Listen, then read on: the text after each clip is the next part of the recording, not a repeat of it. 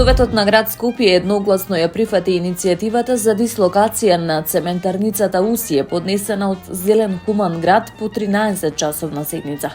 на која, како што соопштија од движењето, за прв пат биле обединети сите политички групи во Советот околу ова прашање.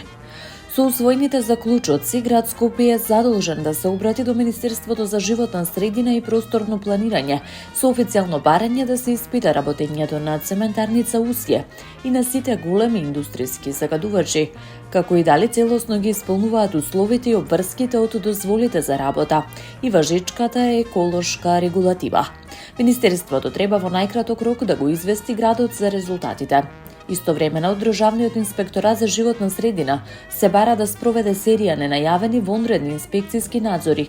со цел да се утврди фактичката состојба, почитувањето на еколошките стандарди и дозволените емисии, како и примената на мерките за заштита на животната средина и здравието на граѓаните. Советот ја повикува општина Кисела Вода врз основа на наодите и мислењата од надлежните институции да води особена сметка при изработката на деталните урбанистички планови. Истата обврска се однесува и на останатите општини во составот на град Скопје и на самиот град со цел усогласен и удржлив пристап во просторното и урбанистичко планирање.